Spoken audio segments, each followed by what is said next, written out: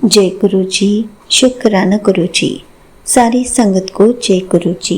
संगत जी, क्या आपके जीवन में भी ऐसा समय आता है जब चारों तरफ सिर्फ अंधेरा होता है, जब हर रास्ता बंद दिखता है और दिल सिर्फ एक ही सवाल पूछता है कि अब कैसे होगा?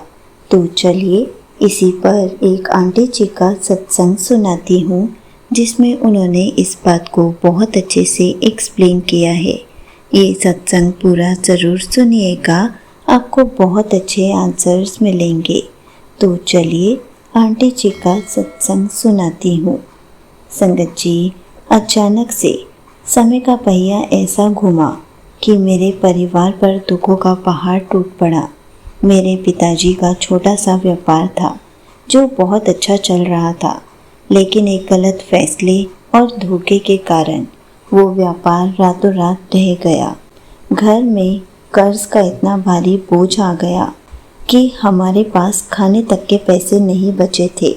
लेनदार रोज घर के बाहर आकर तमाशा करते, गालियां देते थे। संगत जी, मेरे पिताजी यह सदमा बर्दाश्त ही नहीं कर सकते थे और उन्हें गंभीर दिल का दौरा पड़ा। वो हॉस्पिटल में जीवन मौत की लड़ाई लड़ रहे थे। मैं सिर्फ 23 साल की थी। मुझ पर हॉस्पिटल का बिल, घर का कर्ज, लेनदारों का दबाव और अपनी माँ को संभालने की जिम्मेदारी थी। सब कुछ ऐसे एक साथ आ गया कि मैं ढंग से पढ़ाई भी नहीं कर पाती थी। मैं बस गुरुजी को देखती रहती थी। आंखों से आंसू निकलते रहते थे और मन मन यही सोचती थी कि यह सब कैसे ठीक होगा, कर्ज कैसे उतरेगा, पिताजी ठीक होंगे भी या नहीं, माँ का कैसे ध्यान रखूँगी, अपनी पढ़ाई कैसे करूँगी। संगत जी, मैं गुरुजी को बहुत मानती थी, लेकिन समझ नहीं पा रही थी कि गुरुजी को मानने के बाद भी ये सब कैसे हुआ। मैं बस गुरुजी के स्वरूप के आगे रोती रहती थी। मुझे लगता था कि गुरुजी मेरी पुकार ही नहीं सुन रहे। उन्होंने मेरे लिए कोई रास्ता ही नहीं बचाया कि मैं कुछ कर सकूं। संगत जी, लेनदारों ने धमकी दी थी कि अगर एक हफ्ते में कर्जा नहीं चुकाया तो वो घर ले लेंगे। मैं और मेरी माँ सड़क पर आ जाते। निराशा के उस घने अंधेरे में मैंने तय कर लिया कि अब जीने का कोई फ़ायदा नहीं है। मैंने अपनी माँ को भी साथ लेकर जीवन समाप्त करने के बारे में सोचा, लेकिन गुरुजी साक्षात महाशिव है। गुरुजी बिना बोले सब जानते हैं। जब वो हाथ थामते हैं, जब हमारा इम्तिहान लेते हैं, तो हमारा कोई कुछ नहीं बिगाड़ सकता। संगत जी, मैं रोते रोते सो गई। संगत जी, जब मैं सुबह उठी तो मेरा बड़े मंदिर जाने का बहुत मन हुआ। मैंने कहा कि हम सिर्फ एक बार गुरुजी के दर्शन करके आएंगे। संगत जी, मेरी माँ भी मुझे डांटने लगी, इतनी परेशानी है, खाने के लिए भी पैसे नहीं है और तू बड़े मंदिर जाने की बात कर रही है। लेकिन पता नहीं क्यों मुझे ऐसे लग रहा था कि गुरुजी मुझे अपने बड़े मंदिर बुला रहे हैं। मैं अपनी माँ को ज़बरदस्ती गुरुजी के बड़े मंदिर लेकर गई। बड़े मंदिर पहुँचते ही मेरे आंसुओं का बांध टूट गया और मैंने गुरुजी से अरदास की, गुरुजी, मैं हार गई हूँ, मुझे और मेरे परिवार को बचा लीजिए। संगत जी, मैंने और मेरी माँ ने वहाँ पर लंगर प्रसाद किया और हम अपने घर आ गए। संगत जी, अगले दिन मैं बहुत उदास बैठी थी। लेनदार आने वाले थे।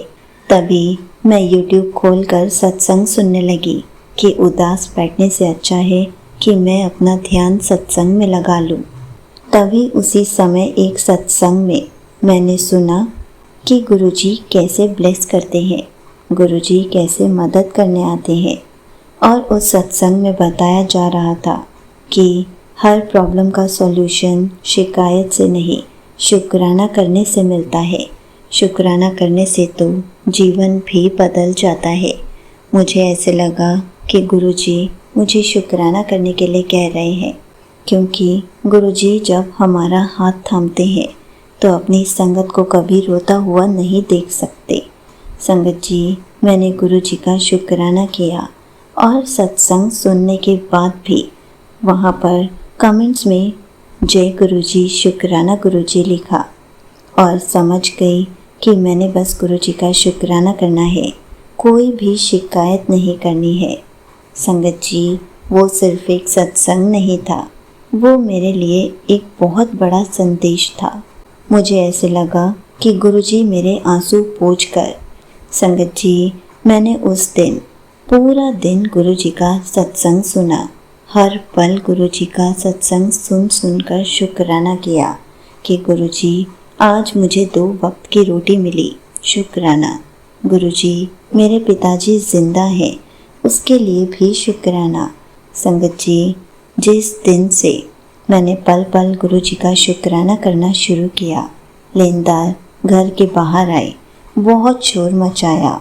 मैंने सिर्फ गुरु जी का मंत्र जाप किया। अचानक एक अजनबी इंसान आया और उसने लेनदारों से बात की। उन्होंने मुझे बताया कि वो मेरे पिताजी के एक पुराने व्यापारिक साथी के वकील हैं, जिनके बारे में मुझे कुछ नहीं पता था।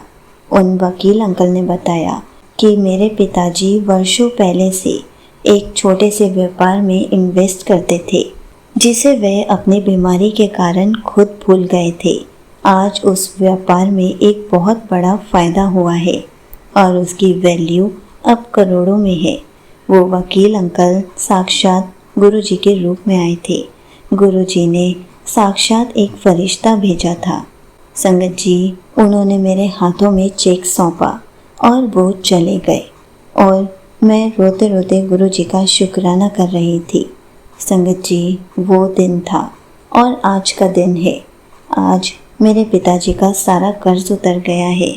मेरे पिताजी हॉस्पिटल से ठीक होकर आ गए हैं और उनका व्यापार अब पहले से भी ज़्यादा सफल है। मैं गुरुजी का जितना शुक्राना करूं उतना कम है, लेकिन मैं सिर्फ इतना मानती हूँ, जब गुरुजी अपने बड़े मंदिर बुलाते हैं तो हमें एक बार ज़रूर चले जाना चाहिए। क्या पता वहाँ जाते ही हमारी सारी प्रॉब्लम्स दूर हो जाएं, क्योंकि हम जब भी गुरुजी के बड़े मंदिर जाते हैं कभी भी खाली हाथ नहीं लौटते और अपनी सारी प्रॉब्लम्स गुरुजी को वहीं देकर आ जाते हैं।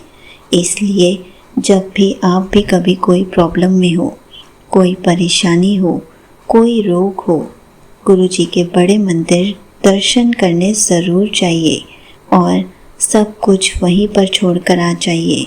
उसके बाद देखिए कैसे गुरुजी चमत्कार करते हैं। यहीं पर आंटी जी का सत्संग समाप्त होता है। संगत जी, देखा आपने, जब हम गुरुजी पर विश्वास रखते हैं, गुरुजी का हर पल शुक्राना करते हैं, तो गुरुजी हमें हर मुसीबत से बाहर निकालते हैं। जब हम सोचते हैं कि ये प्रॉब्लम कैसे सॉल्व होगी, इस प्रॉब्लम का सॉल्यूशन कैसे निकलेगा, हम भूल जाते हैं कि हम तो गुरुजी की संगत हैं।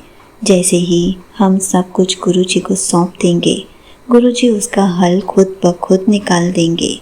हमें तो किसी भी चीज़ की टेंशन लेने की ज़रूरत ही नहीं है। संगत जी, गुरुजी साक्षात महाशिव हैं। वो बिना बोले सब जानते हैं। गुरुजी हर असंभव चीज़ को संभव करके दिखाते हैं। हमें तो बस हर पल उनका शुक्राना करना है, उन पर अटूट विश्वास रखना है, ताकि गुरुजी हमारी हर प्रॉब्लम का सॉल्यूशन चुटकियों में निकाल दे। हमें सब कुछ गुरुजी को सौंप देना है और सिर्फ उनका शुक्राना करना है। जय गुरुजी, शुक्राना गुरुजी।